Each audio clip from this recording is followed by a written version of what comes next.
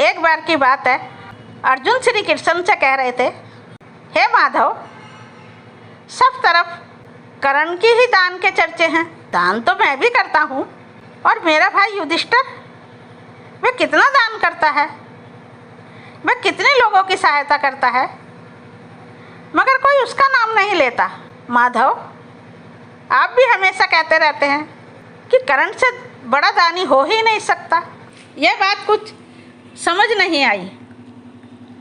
कृष्ण मुस्कुराए और बोले, हे पार्थ, चलो मैं तुम्हें दिखाता हूँ।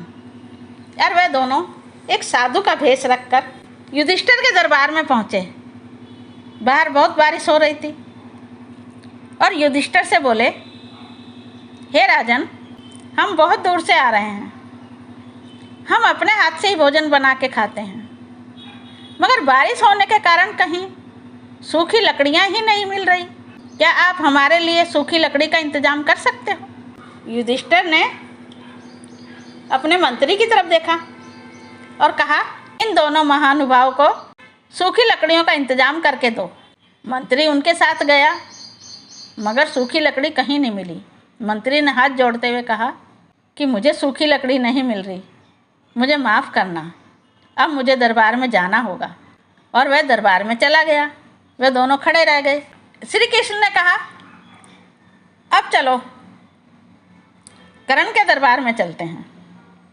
और वे राजा कर्ण के पास पहुँचे और जाकर उनसे भी यही बात कही कि बाहर बहुत बारिश हो रही है और हम किसी का दिया हुआ खाना नहीं खाते, हम खुद ही बनाते हैं, मगर क्या करें, सूखी लकड़ी नहीं मिल रही, इसलिए हम खाना नहीं बना पाए और हम दोनों भूखे हैं। क्या आप सूखी लकड़ी का इंतजाम कर सकते हो? कर्ण ने मंत्री से कहा, क्या सूखी लकड़ी है नहीं? मंत्री ने कहा, हाँ, सूखी लकड़ी कहीं नहीं मिलेगी, क्योंकि बारिश कई दिन से लगातार हो रही है। कर्ण ने अपनी तलवार से महल का दरवाज़ा तोड़कर देते हुए कहा, लो, और ज़रूरत पड़े तो और ले जाना। और उनसे वह दरवाज़ा दे दिया। वह दोनों दरवाज़ा उठाकर बाहर ले आए। अब श्री कृष्ण ने अर्जुन से कहा, क्या युधिष्ठिर के महल में दरवाजे नहीं थे, या उसका ध्यान दरवाज़ों पर गया ही नहीं? वह सिर्फ मंत्री के भरोसे रहा और मंत्री ने हमें जवाब देकर वापस भेज दिया। युधिष्ठिर ने यह भी नहीं जानना चाहा कि हम लोगों को लकड़ियाँ मिली या नहीं मिली, हमने खाना खाया या नहीं खाया, मगर इसने कुछ नहीं सोचा। एक बार पूछा कि लकड़ियाँ मिल सकती हैं। मंत्री के ना कहने पर इसने खुद दरवाज़ा तोड़कर हमें दे दिया।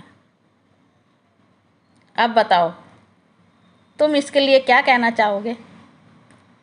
अर्जुन का सिर शर्म से झुक गया। वह कुछ नहीं बोल पाया। ऐसे ही अर्जुन और श्री कृष्ण की बातें, ऐसे ही अर्जुन और श्री कृष्ण के किस्से आपको आगे भी सुनाई देंगे इस वीडियो में, इस चैनल पर, जिसका नाम है कृष्ण जी कहिन हे पार्थ। कहानी अगर पसंद आई हो तो लाइक सब्सक्राइब करना ना भूलें, और हाँ, कमेंट भी ज़रूर करें। धन्यवाद।